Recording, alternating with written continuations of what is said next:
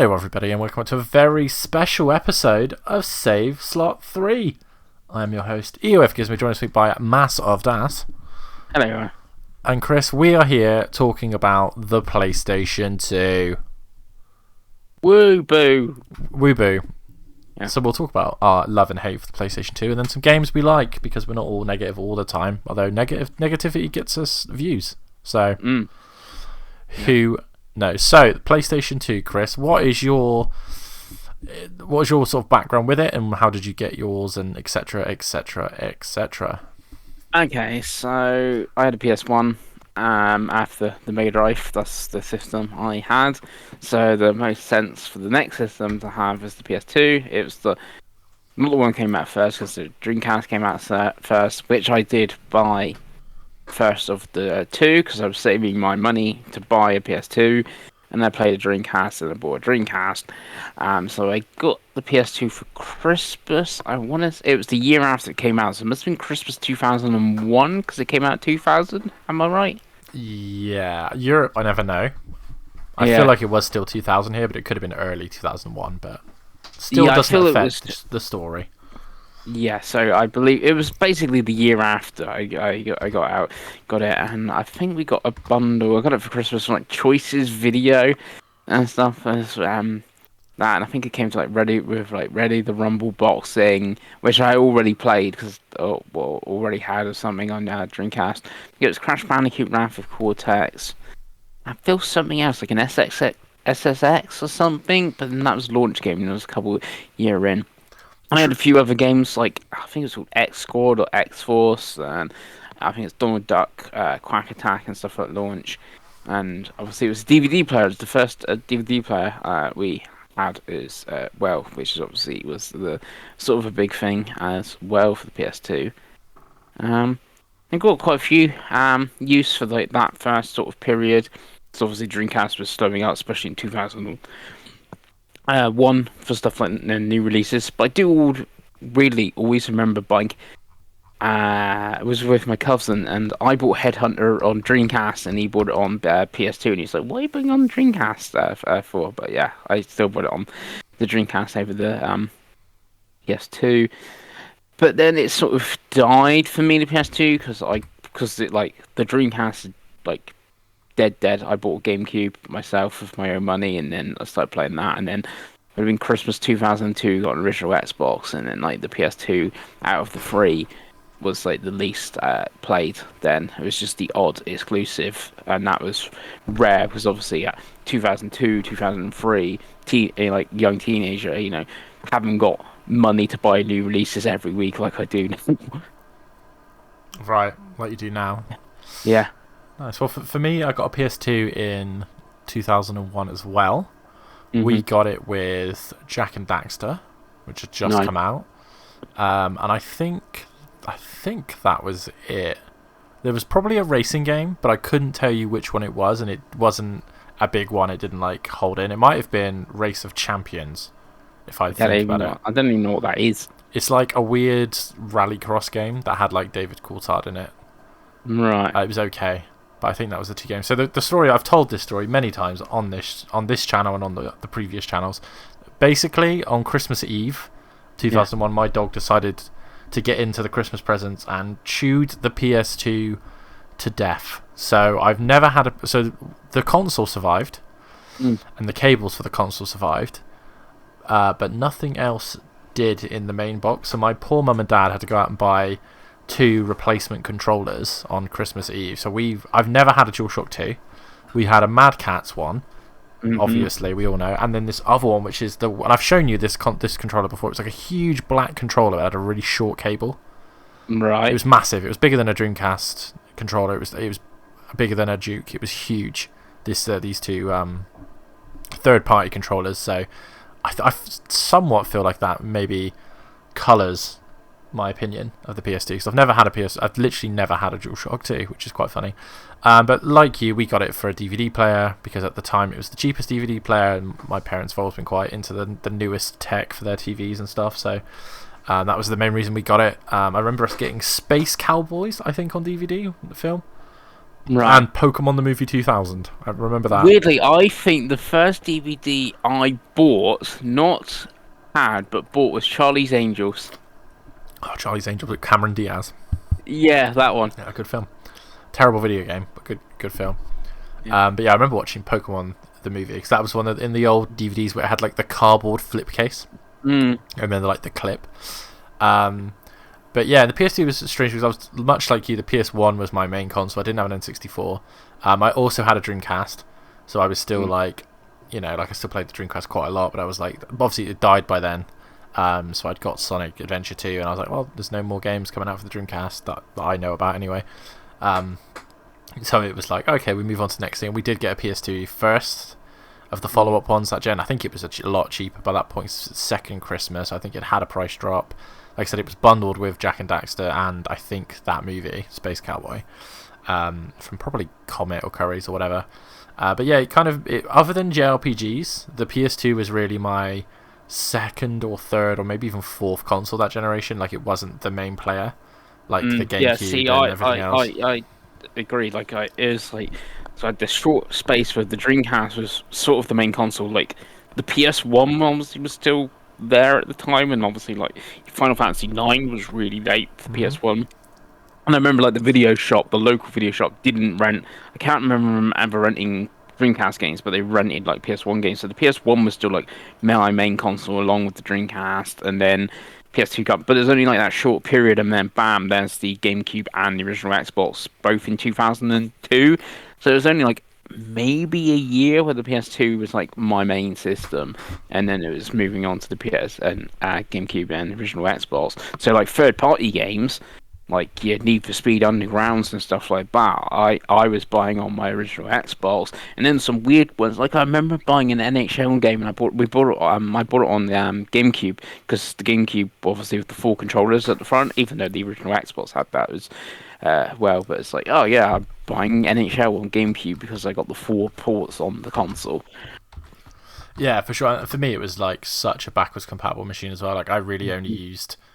For a long time, I think my most played games on the PS2 were PS1 games, were Final Fantasy 9, Crash Team Racing, that's how stuff I would like play that. Final Fantasy 9. I would have played it on the I think I still played it on PS1, and then it came out in 2001, didn't it?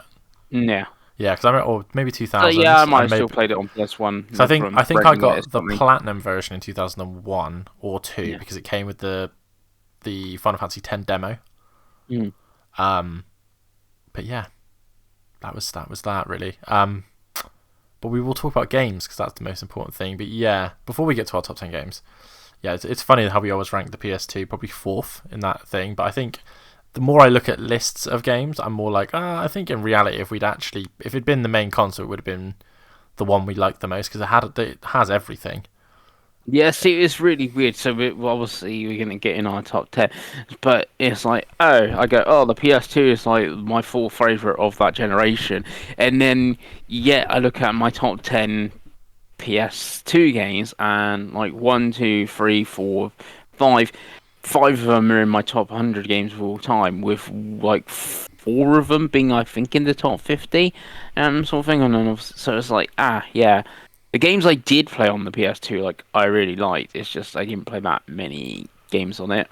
No, kind of same to be honest, and it's one of those things as well. Like we just play a lot of games, don't we, me and you? So yeah. Plus, I think it was obviously the time again, like it was, like when we did play local multiplayer, played the GameCube, and obviously like that sort of age and stuff like that. Local multiplayer was still things to play at the GameCube. Because of Smash, Melee, like I said, weirdly sports games like NHL Blitz and whatever on that. And then like the original Xbox had online multiplayer, like I remember playing Halo, obviously 2 and stuff online multiplayer and System Link and stuff like that, which the PS2 did have online with like the broadband adapter, but never did that with the PS2. So it's like all that sort of thing. Yeah, and I got really into like shooters and stuff with like your Halos and stuff on original Xbox. Back then, I was not keen on JRPG. I barely played JRPGs. Now it's like my favorite genre. And now I like hate shooters. it's funny how time changes, Pengi. So let's get into our top 10 games. I'll let you start because obviously Yeah, so you gave me one rule, David, where I could only have one game per franchise. Yeah. Because I was saying my top 100, there is a couple games actually. There's more than I said in my top 100 from the PS2, because there's technically one, two, two in my top 10 on PS2. But you said one per franchise. I did. So number 10, I'm going for Killzone. Interesting. Mm, Because I played Killzone yeah. on PS2, but I didn't think much of it at the time. But I remember it being marketed as the Halo killer, Mm. and I thought it was okay. So why is it made your number 10 slot, Pengi? Because I really needed a 10th game, and I just couldn't bring myself to put the bouncer in at number 10. God, yeah, not a great game, the bouncer. But No. yeah, Killzone 1's funny because it's a really good proof of concept for the series.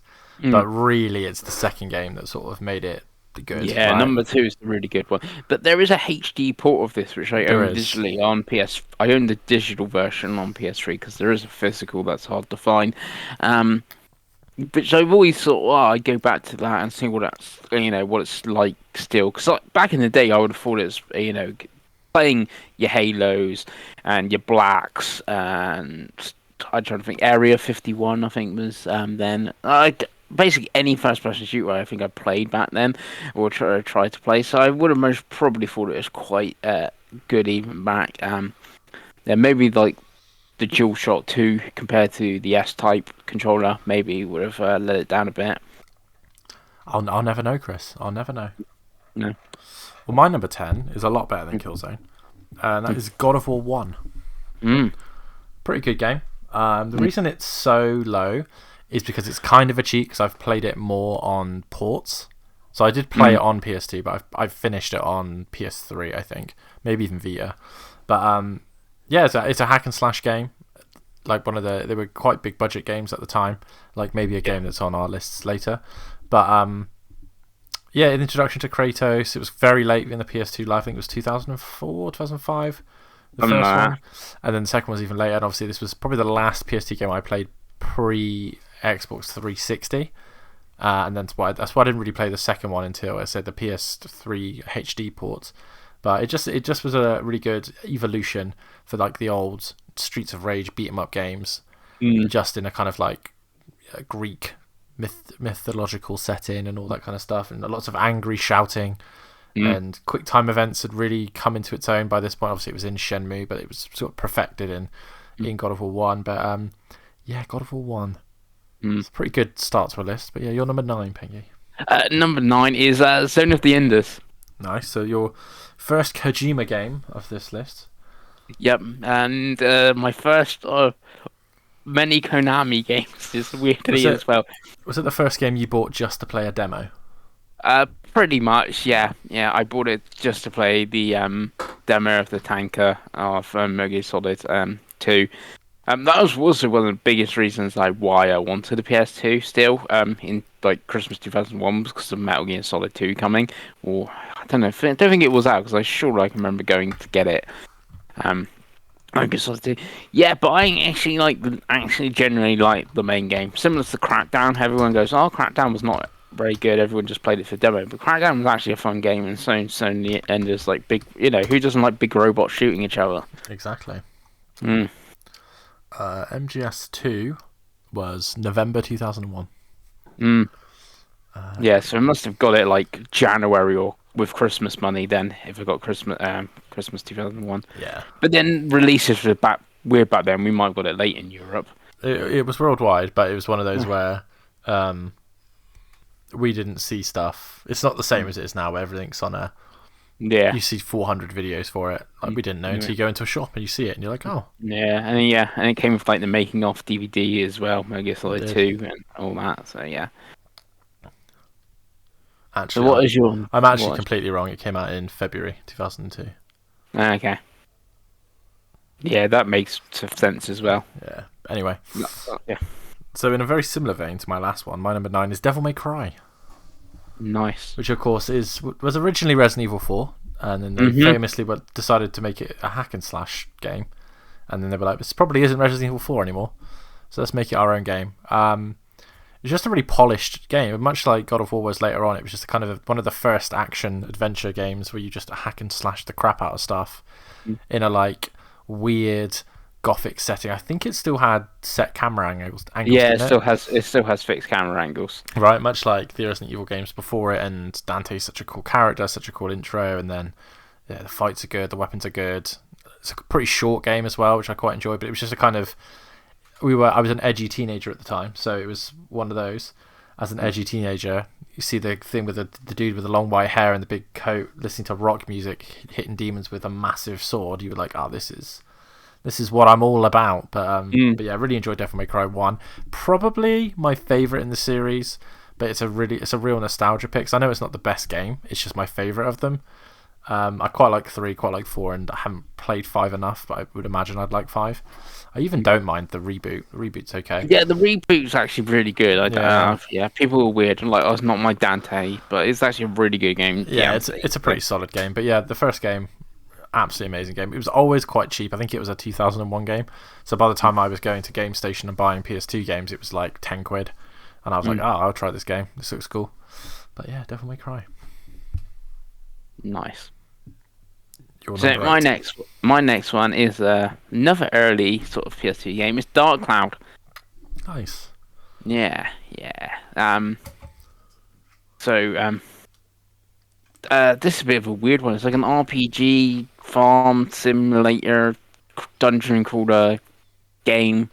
Very mix of genres. The second it was pretty good as well, and that's slightly more colourful as well. The second, but I decided to put the first in over the second one. Yes, basically in this you go like caves, you get like materials and stuff, and you come back and you can like build like your little town out and stuff like that. It's very different and stuff at the time. It's not something I really played, so that's why it's still kind of memorable for me for the PS2. Did you play it when it got ported? What, to the PS4? Or? Yeah. No, but I think I played a bit of the second one again, because the second one I didn't play as much of, because it was in that period when I was mainly a Xbox GameCube gamer, so I didn't really play much of the second one back then. So I have dabbled with the second one on PSN. It's one of those games like, I really should go back to, and I will never most probably go back to it. No, I'd like to play the sequel. Because I've dabbled with Dark Cloud, but not enough to say I finished it. But the sequel always looks really good. Dark Chronicle, as we call it. Yeah. Nice. Well, my number 8 is a game that isn't that good, but again is a bit of a nostalgia pick, and that is Crash Bandicoot Wrath of Cortex. Woo! Which again isn't an amazing game. So what? A fourth Crash Bandicoot game? Yeah, wow. It's weird. And it's made by Naughty Dog, so I would say that's more Crash Bandicoot 4 than Crash Bandicoot. It's not made by Naughty Dog. No, it's Vivendi. Yeah, I'm sure Wrath of Cortex was Naughty Dog. No, the last one was Crash Team Racing. I need to check it. I'm pretty sure it was Vivendi. Yeah, you might be. I'm usually right, Chris, let's be honest. But it might be Traveller's Tale, actually. And there's Traveller's Tale, apparently. Okay, maybe Vivendi published it. And no, Universal Interactive published it. God knows where I got Vivendi from. But yeah, I really enjoyed it because it was just more Crash Bandicoot. It was too busy, so it had like lots of different types of games and lots of types of levels. Sorry, which kind of made it weird. But I kind of liked it. I kind of liked Crunch as a character. I liked that you could play as Coco. I thought the graphics were okay. The load times are pretty bad, but again, we didn't know any better back then. I thought my PS2 was broken because it took forever to load this game. Yeah, we didn't know any better. And then I think I played whatever games and stuff on there, and they seemed like fine. So it's odd. But yeah, I really enjoyed it, and it was one of those games again. Like it was just an early PS2 game, and like I said, the early PS2 was what I really enjoyed. Looking back now, I think if I'd been a little bit older, then I think I would have enjoyed some of the games which you're going to talk about in a minute. But yeah, I really enjoyed Crash Bandicoot Wrath of Cortex. Again, I know it's not an amazing game, but I liked it, and I did like Twin Sanity, but I really did play that on Xbox. Same with Nitro Kart, which I also quite liked. But yeah, there were more Xbox games for me. But yeah, Pengi, you're number 7. You kind of mentioned this one. It's God of War 2. Nice. Did you play that on PS2? Weirdly, I did. So this is where also the PS2 is weird for me. When we get to it, when we get to my number four, it's like I must have had like I must have like traded in like gone into like a game station game and be trading in games because this came out in 2007, March 2007. So it's the same month the PS3 came out over here. And it's mad because the PS3 would also been out in the States from like November 2006. That a game like God of War 2 was coming out on PS2 still, and like the PS3 famously weird with its backwards compatible, and then totally no backwards compatible. But I must have either been in a big PlayStation mood, knowing I was going to buy a PS3 that same month, so I must have either wanted a PlayStation game, or I must have been traded in some 360 games and had credit, and it's like, oh, the God of War game's out or something. Like, 'cause it's like a rant. Like, why am I buying a PS2 game in 2007? I have no idea. That's the only things I can think of. But yeah, it's it's really good. It's most probably the best God of War game until the reboot, or I was not even. I don't even say it's reboot because it does continue on from the story. But you know what I mean. Yeah, it's a difficult one with God of War because it's fundamentally different after Ascension. But yeah, two is probably the overall best game before, and again, Yeah. depending on what version of the games you like more. Because I think three is pretty good, but I think three is just more of two. Yeah. But yeah, I only played God of War 2 on PS3. Never, I don't even think I saw it on PS2. I've never ever seen it in England. Right. But yeah, again, it was weird because the 360 was out, Yeah. which is again I'll talk about. It might be on again. That might be on your list actually, but if not as a game later on, I'll talk about that. It also came out really late, and I was like, I just didn't even know. I was a 360 boy at that point. Yeah. It is crazy to look on like back like the PS2 is still Sony's main console for like well almost 2 years in Europe, for Yeah, I mean instance. in Europe the PS3 had nothing until really the slim version. Like really, Yeah. that's when it took off here. But yeah, especially 2007, it was a big old flop PS3. But we'll do a PS3 video at some point. So Yeah. so my next game, probably I think some people might have quite low, but it's starting to get into games I really like now, and that is GTA Vice City, Good game. which is my favorite GTA game. Not a, I I'm not- yeah. San Andreas. I do like San Andreas quite a bit. San Andreas is too much, and I never really finished it. Like I'd love to replay it and go, okay, this is the one. But yeah, Vice City was everything three was, but more. It was just bigger. It was better. It had better music. Had better driving. The graphics weren't quite as bad. Had really good actors in it. It's just a timeless classic. Just destroy the world, open world game. Like it was just a fun game. I finished the story, but even then, like just screwing around it was great. And of course, if you were our age, like it was iconic. The early GTA games at the time, like obviously we shouldn't have been playing them really, but everyone did, and everyone talked about it. But yeah, GTA Vice City, absolutely my favorite GTA and one of my favorite PS2 games. Nice. I did play it on PS2, but I think I played it more and finished it on original Xbox. Yeah, I think I played it on both, which was better on Xbox, but I played it first on the old PS2. Yeah. So that's a it's a weird one. Like I think most people would also always associate it with PlayStation because it was on there first. I can't remember the huge difference between San Andreas. I don't think that was a huge gap from the PS2 to the original Xbox. Sort of No, thing. it's like maybe 6 months. It wasn't long at all. No. Well, anyway, next one again. When you sort of mentioned my number 6, Devil May Cry 3. Nice. I would say Devil May Cry 3, the special edition, because you also get to play as Virgil in the special edition of that game. Because back then, you Atlas still do it, but the enhanced versions came out on the same console. They certainly did. So the special edition Devil May Cry 3, where obviously any improvements and stuff, because you didn't have patches or anything back then, so anything improvements that sort of sense. Plus you get the new mode where you get to play as Virgil, and Virgil is top lad.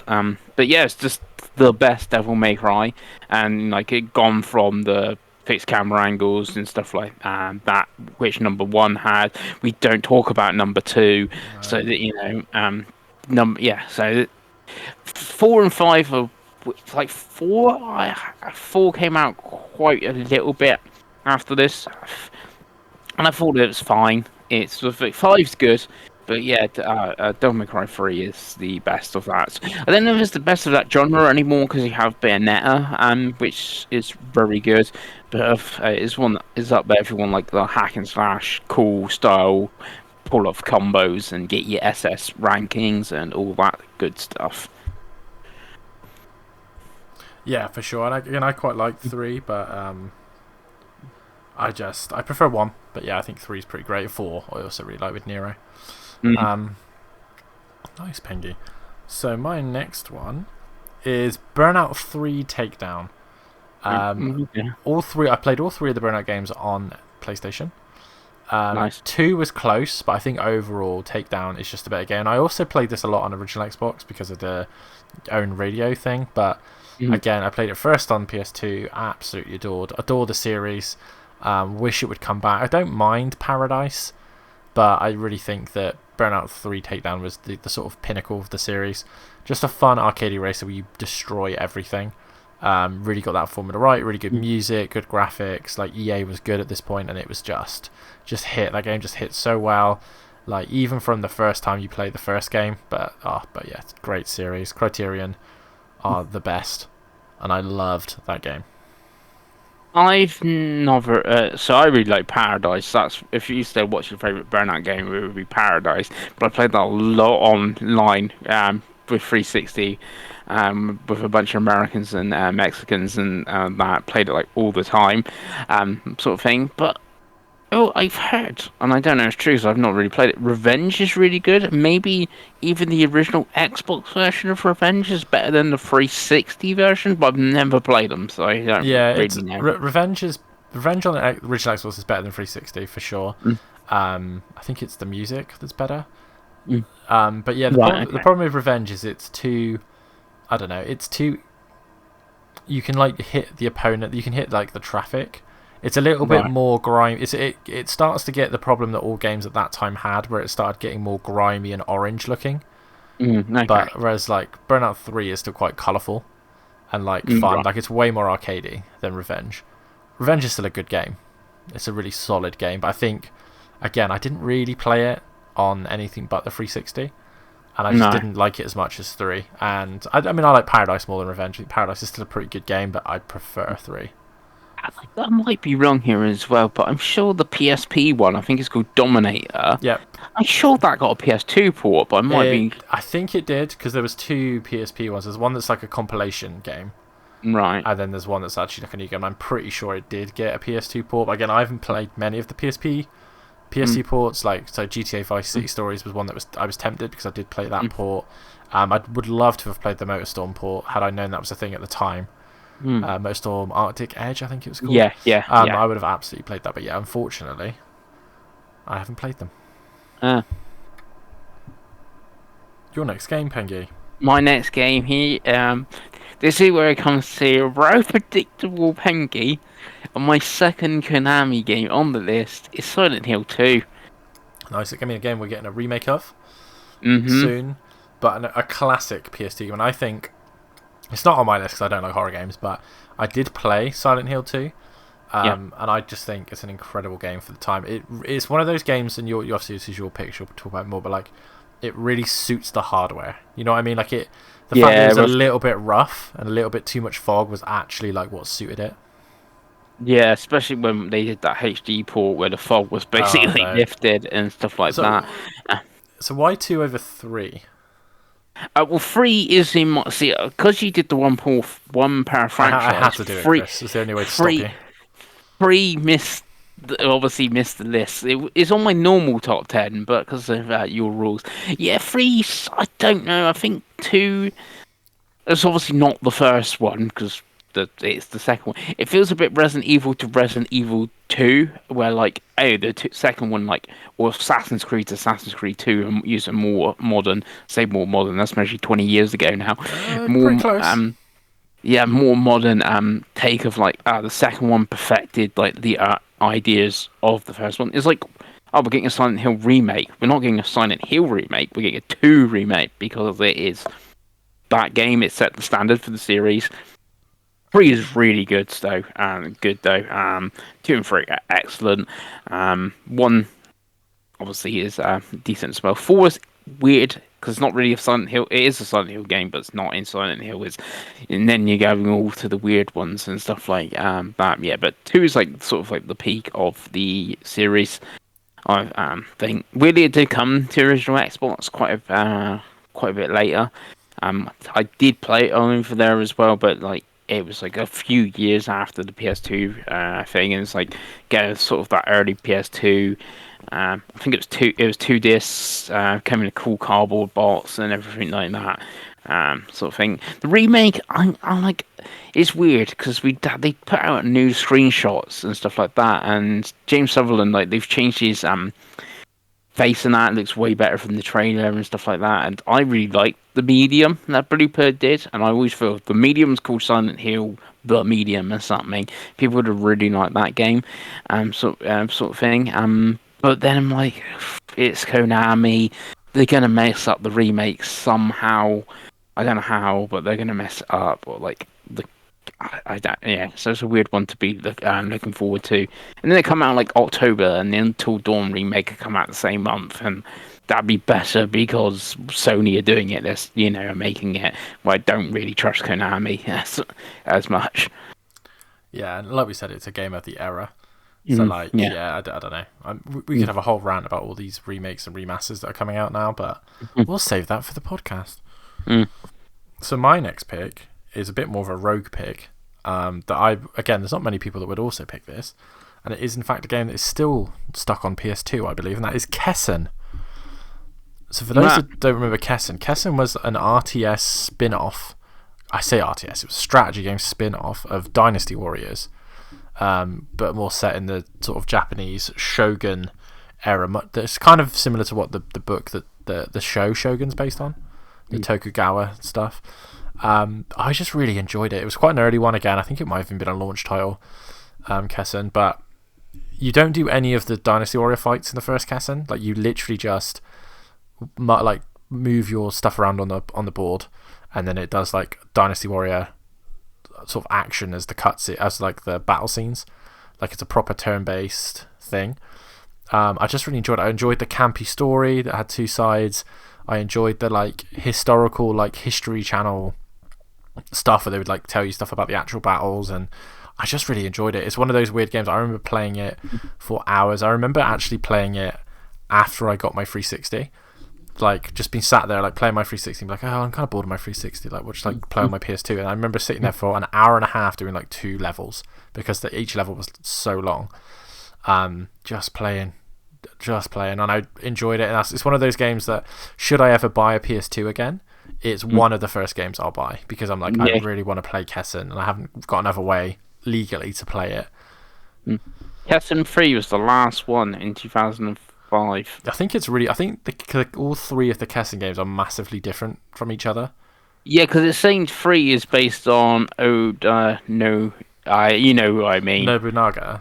Yeah, which is obviously is in Tales Japan. Of the Three Kingdom, yeah. But then obviously the first one is Three Kingdoms period and stuff like that of China. So, but there is the other. They make kingdoms. They make similar to the Empires games. Are like similar.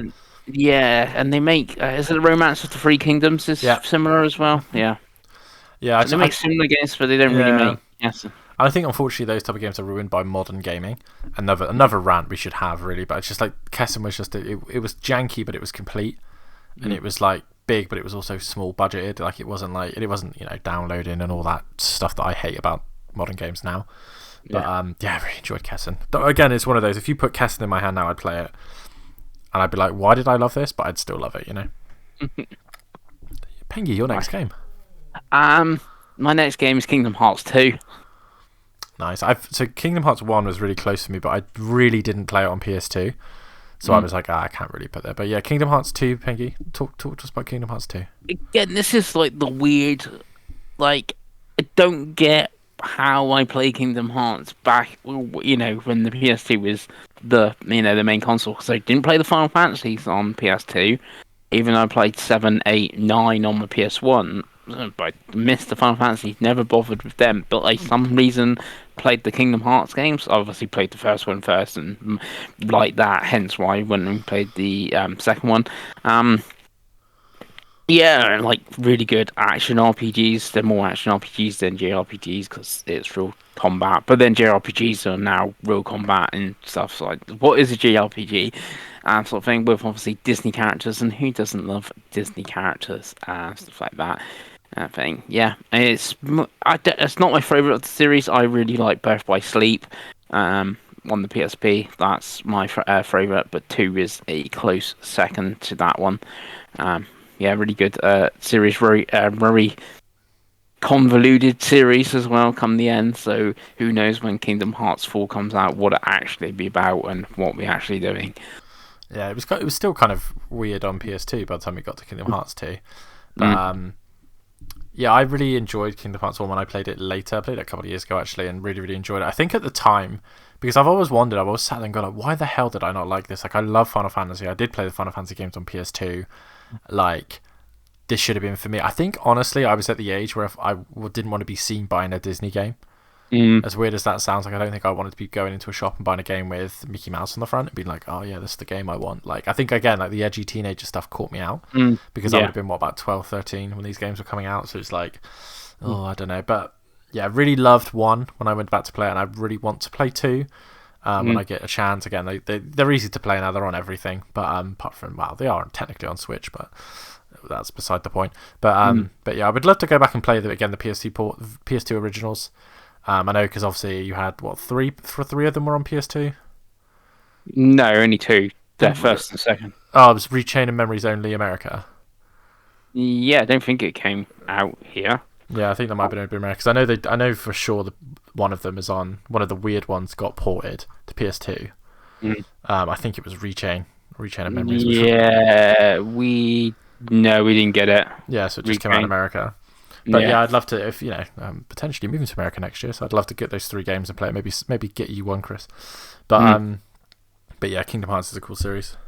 We're also about to see how different our top 4 is, by the way, because like how different our tastes were back then is quite funny, I suspect. So my number 4 is Sly Raccoon, Thievius Raccoonus, which is obviously the first Sly Cooper game. The only stealth game I like. And I adore this game. I think I finished it 4 times now. Because I finished it for Platinums on the newer consoles when they did the ports. But the original game, again, it was a stealth game. I remember playing a demo and being like, oh, this is really cool. And then buying it in like Game Station. It's just a perfect hybrid between stealth and platforming. And I grew up on platformers. My 3 genres are platforming, racing games, and JRPGs. So this was one of those where I was like, oh, we've just had the driving game, right? So let's go into platformers. But yeah, I just think that Sly Cooper 1 is the most underrated of the big 3. And I just think it's a really, really well polished, good looking game. It was cell shaded, and there's only, I think Wind Waker was the only game that had done that at that point. I don't even know if that came out before or after this. Wind Waker was 2003, I feel. So I feel like Sly Cooper might come first then. But it was cell shaded, looked really good on the console, really good level structure. Good like extras, good boss fights, just a really good, well polished game from the gang at Sucker Punch. And a game I really always recommend to people because I think the whole series is pretty flawless. 2 and 3 are probably better games, but I just didn't play them on PS2. I played them on later machines, so I didn't really want to be any bias in there. But yeah, really, really, really, really love Sly Cooper 1. It's a great game. Yeah, I've never played the Sly Cooper series. I started the one, would be the 4th one, I guess, the one on Vita and PS3, and I started it on Vita thing, and went back and forwards between the Vita version and playing it on PlayStation TV because it obviously cloud saves and stuff like that. But it's the only one I've really dabbled with and stuff like that. Like, I missed the Ratchet and Clank games, I missed the Sly Cooper games, I missed the Jack games and stuff like that on the PS2. Some would call you barely a PlayStation fan. That statement gets said at a PSX. Yeah. Love it. What's your number 4 or your number 3, Pengi? My number 3 is Okami. Nice. So did you play this on the original PS2? I did play this on original PS2. It came to Wii, and I mostly say the Wii version is the better one because obviously you used the Wiimote to move the Celestial Brush. But I did play it originally on PS2, and it's a PS2 game that got ported to Wii, and then it's HD remasters and stuff since of the game. I feel I bought. Again, it's like one of those like, oh, I don't know what year it came out. Like, I feel like a 2004, 2005 PS2 games thing it came to. We gave it, again, kind of a late PS2 game. So it's like, oh, why was I playing it and buying it and stuff like that? I can think it's most probably because it's a Zelda-like, and Wind Waker is my favorite game of all time. So I would have played like Wind Waker in 2003, played Ocarina of Time, and I would have mostly gone, I want another Zelda type game. Oh, Okami's coming out. It's got this cool, watercolor art style and stuff. I'm like, oh, I'm gonna play that one. That's basically what it is. It's a Zelda. We play as a wolf. I never catch on, and yeah. Yeah, so I played Okami, but I played it on Wii. Really beautiful game. Again, like cel shaded art. Capcom at the time was really good. Didn't like it as much as you do, but I think it was a little bit long for me. But a really great game. And again, there was a lot of games on PS2. Yeah, I could most probably is in like these from the fifth up, they're all in my top 100 games of all time. And Silent Hill, not Silent Hill, Silent Hill 3. I don't think it is but like Kingdom Hearts 1 is. Like Okami, most probably, I expect someone's most probably done a YouTube video. The best Zelda that isn't Zelda. It's probably up there with maybe like Darksiders 2 or something like that. Yeah, because it's in my top 100, and the only other Zelda games in there is actual Zelda games. So, yeah. Absolutely. Lovely. Well, my number 3 couldn't be more different, but it is the third cel-shaded game in a row, Chris. Nice. And that is Dragon Ball Z Budokai 3. Good. Which is an unbelievably good and well-polished fighting game in the Dragon Ball Z universe, well, the Dragon Ball universe, I guess. And so, like the Budokai games, all three of them were 3D fighters. They get better and better, and 3 has this amazing single-player mode where you fly around and like you do little missions. It's kind of RPG-ish. There's a huge amount of content. I remember me and my friends at school would play it after school almost every day, and then to the point at which I went to uni, ended up buying it on PS. I didn't even have a PS2. Like, one of the boys in the dorms had a PS2. And I saw the PS2 and we were playing I think we were playing like one of the Tekken games and maybe Virtua Fighter, and we were like, oh, we need a new fighting game. And I was like, I know just the one. Went and bought a copy of Budokai 3 when it was cheap. And I was just like, oh, guys, and we played it every night. We'd unlocked all the characters, we unlocked all the capsules, we just played hundreds of hours. And it is probably my favourite one-on-one fighter of all time. It's not my favourite overall fighter. I think Smash Bros. Melee is probably still that game. And maybe Street Fighter 4, but it's all pretty close. But yeah, Budokai 3, I lost so many hours. I love the Dragon Ball Z universe anyway, but at the time it was just the best feeling game. Like, it was so similar to the series, and it captured it perfectly. I didn't really like the games they've done after because they turn into like proper 3D open world fighters, which I don't like. Whereas this was like, that's the last Budokai, because they're doing a new one, aren't they? Called Tele. It's got a different subtitle, but it's a Budokai game that's coming. So it was so they did a PSP one that they also did a PS2 port, I believe. But after that, they used the Budokai name and then added Tenkaichi, and Tenkaichi is the sort of third person arena fighters, not the one, because this is more like Tekken, like you can sidestep. Yeah, I feel the new one that's coming. It might be. I know there's quite a few. Sparking Zero. There's loads of Dragon Ball Z games, loads and loads and loads. I mean, hopefully, right? I think the last one they did was one called Burst. Which was made by I think this was made by Dimps, who famously made like a lot of the Sonic games. But yeah, again, there's about 3 Dragon Ball Z games a year, Chris. So God knows anymore. Yeah, it's called Dragon Ball Sparking Zero. Yeah, it's the new one, but I'm sure it is. It takes the legendary gameplay of the Budokai Tenkaichi series and raises it to a whole new level. Yeah, so it's a 3D arena one, not like Budokai. Yeah, they added Tenkaichi. There was Budokai Tenkaichis when they started being arena fighters, and then I think they got rid of Budokai and like the name Budokai completely. Yeah, I mean the Budokai Tenkaichi. I do feel that what I've seen of this new one is a bit of a reboot, and it's got like 200 billion characters or something Yeah, in it. the Tenkoji games did that as well. But yeah, I'm not going to get my hopes up, Chris. I'm not going to let my dreams be crushed when I look this up. But Yeah. but yeah, really liked Budokai 3, and they did do a port on 360 and PS3 of the first and third games in the collection. That's really good. The music's vastly different because one of the Dragon Ball composers got quite rightly sued for plagiarism, and so they had to take a lot of Dragon Ball Z music out, which is quite funny. But it was really good music, but it was so, when you listen to it, it's so obviously plagiarized of like Western songs that he's like changed slightly. This Japanese composer, like, it's actually quite funny. But yeah, Budokai's great. So Pengi, you're number 2, I believe. My number 2 is Shadow of the Colossus. No, so we've talked about this a lot on the show because Craig's just played the PS4 port. How is the PS2 version for you, Chris?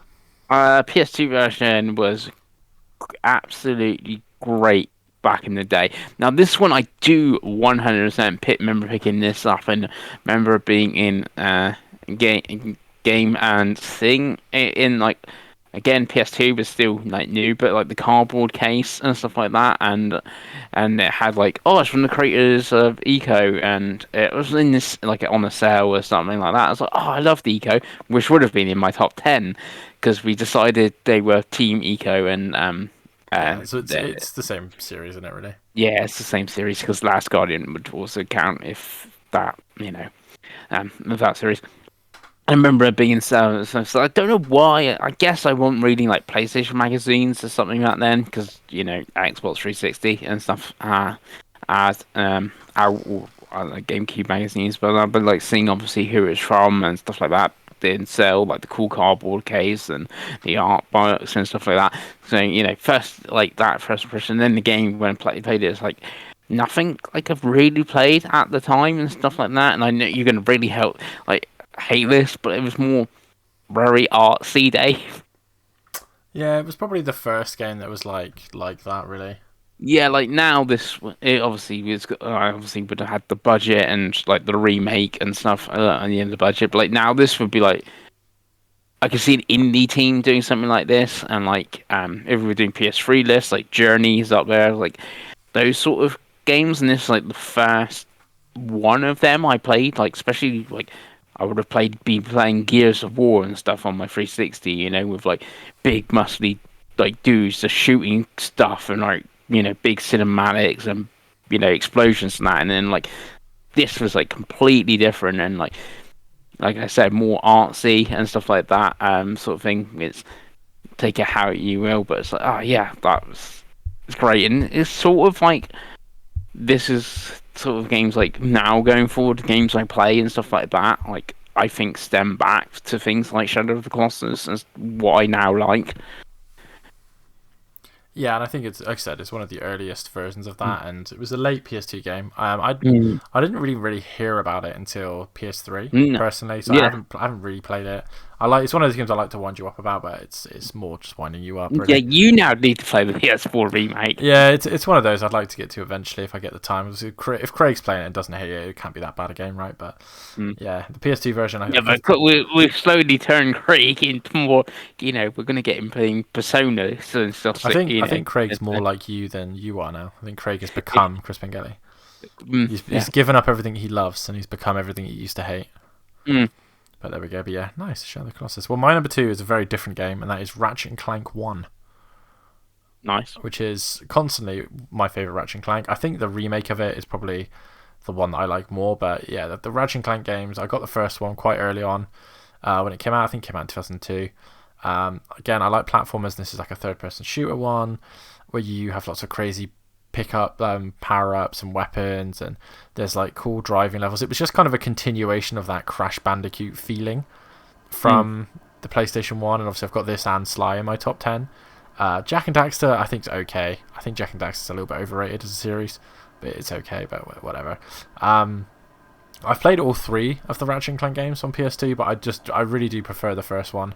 I just think it hits home the best, and I really like the characters of Ratchet and Clank. I really like the planets you go to. I like the villains. I like Quark. I'm pretty sure everything about it. It was just a really polished game. It looked good. It ran well, and obviously it's been re-released multiple times. But it was a really quintessential PlayStation game for me. It was one of those games that games like that weren't on Xbox at that point, and they weren't really on GameCube because GameCube was more like was way more colourful and happy, whereas this was like crazy and like a bit more graphically intensive. Like it really utilized the DVD, it really utilized like the voice acting and all that kind of stuff. It's a very funny game as well, Ratchet and Clank. But yeah, I love the series even now. Like I've platinumed the most recent one, and I've played just about everyone in the series, even the ones that aren't great. So, but yeah, really love Ratchet and Clank 1. Nice. Which you need to play. Yeah, well, I've played the remake and I've played Rift Apart. That's really like again, like you say. Oh no, if I went to PSX, I'm like, they said how many Ratchet and Clank games you finished? I'm like 2, and I played a bit of like other ones here and there. But yeah, it's really only those. No, I think I might have finished Quest for Booty. The ones on PS3 are really good. The Tools of Destruction and Crack of Time and the Future series. Yeah, really good. It's the one PlayStation platformer series that's kept going, and I think it's probably the best one because of it. But Pengi, your number 1. My number 1 is Metal Gear Solid 3 Snake Eater. Nice. Well, why is Snake Eater better than 2, Pengi? 1, you don't have to play as Raiden, so that's one positive. There's got his thing. The boss fights, the boss fights in Metal Gear Solid 2 are decent, but yeah, the boss fight against boss is most probably one of the best boss fights ever in video games. In like any games like that. There's been like. There's also the one Metal Gear, which is apart from like the first one, which anyone can jump in and play because it's like a self-contained story. For the Metal Gear story, like if you went and played 4 now, you would have not a Scooby-Doo what's going on. No. And so even with like 5 and stuff like that, even though it's like further back in time, you would struggle mostly what's happening with Snake Eater. Anyone can jump in, and like I said, the boss fights, the food, the mechanics, and like having to heal yourself with bandages and things like that. Like games didn't really do that. Which like you can take the mick out of Kojima, but like his games did like stuff like that, or like Metal Gear Solid 1 where you had to change the controller over and port. It's like. And or the ice melting in Metal Gear Solid 2, like all these small details and stuff like that, which really like elevates, the games. Like, oh, I need health. I gotta go kill the snake. Actually, eat a snake. In Snake Eater, and all that. Yeah. But the boss fights, the music, Snake Eater is like it's such a great song. That ladder sequence where it plays. Yeah. Yeah, MGS3 is a funny one, because obviously I've not played many Metal Gear Solid games, which we talk about a lot, because that was a franchise that I want to play. But yeah, I remember 3 coming out because my best friend at the time had Metal Gear Solid 3 in whatever it came out, 2004, or 2003, 2004, something like that. But yeah, he had it on. I remember he had it on a silver PlayStation 2 fat, which was always something I wanted. I remember going around his house when he got it, and like I said, the iconic intro, like the James Bond intro. Like even I was like, "What is this game?" It was too stealthy for me, and I think that's why I never picked it up at the time, because I just wasn't ready to grow up yet, Chris. I'm not very good at stealth games, but I have obviously finished multiple Metal Gears and all the. Definitely all first 3 Splinter Cell games on the original Xbox, and a bit not all the other ones, but like Blacklist, Conviction, and stuff like that. But I wouldn't say I'm that great at stealth games and stuff like that. I have played quite a few in like the sort of genre. Yeah, it's one of those. I think if I were to go back, I think 2 and 3 are games that I would definitely have bought, and 2 is a great game as well. You're right. The problem with 2 is I think the best part of the game is the beginning. So the tank is like that demo is it's an iconic demo for the PS2. Yeah. But yeah, really great game, and it's one of those games that I would love to get to eventually. And I'd like to play the enhanced version on PS2 still as a Substance. Yeah. With a better camera. You got Substance and Subsistence. I can never remember which way is which. And I know again this is another game getting Konami remaster or whatever. Mm. But again, skeptical about that. By development team. Yeah, it's one of them. Who We'll wait for who reviews, is Chris. development team? We will wait for Mm. reviews. But yeah, it's one of those like I'd Yeah. love to play. But yeah, Metal Gear Solid 3 is a solid pick. Mm-hmm. Well, my number one is incredibly obvious. Because I haven't, neither of us have mentioned it yet, which means it's Final Fantasy X. Nice. So if there's a reason I want, it's the reason that I wanted a PS2, and again, like I didn't really get much choice. My parents bought it as a DVD player, but the reason I kept the PS2 around, and it was never one that we ever considered selling when everyone had their own DVD players, was Final Fantasy X. Final Fantasy was my favorite series at the time. And it was just bigger and better. I know people take the mick out of the voice acting, but the fact that it had voice acting was crazy to me. Again, I don't think that was. I know at the time I played that game and that didn't stand out to me at all, by the way. But okay, the internet, right? But yeah, it had a really good battle system, really good characters. Graphically was amazing. The side quests were amazing. The music was amazing. It was just this massive level up. It was just something that none of the other consoles had.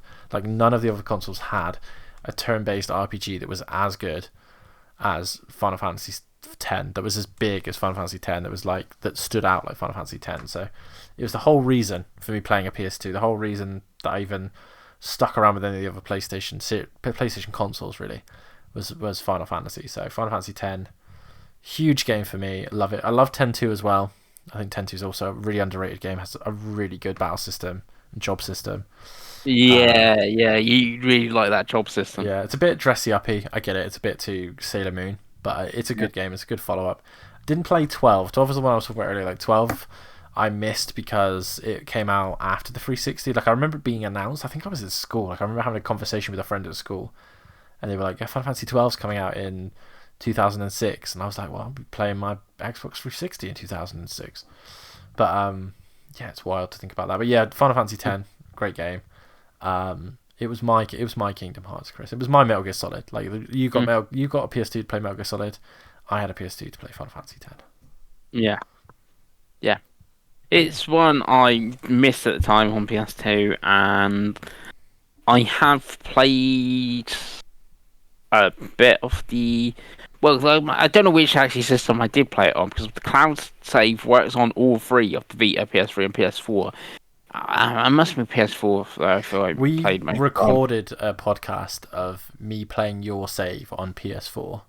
Nice. Yeah, well, I'm about 10 hours into the game, thing. But that's the furthest I've ever got That's such a of that shame. game.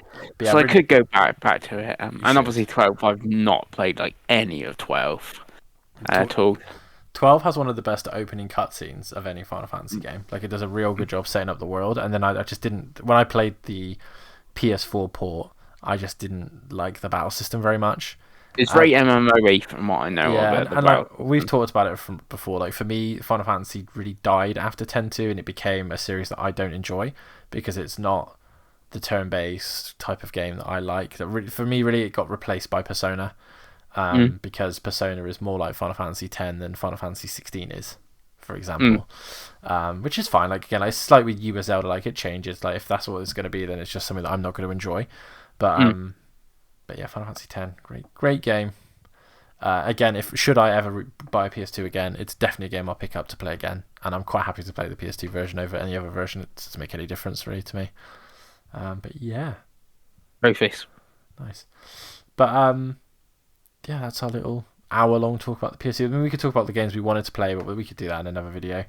But yes, if you like these type of videos from us, let us know by hitting the like button and the subscribe button, and we will catch you on the next video. Bye.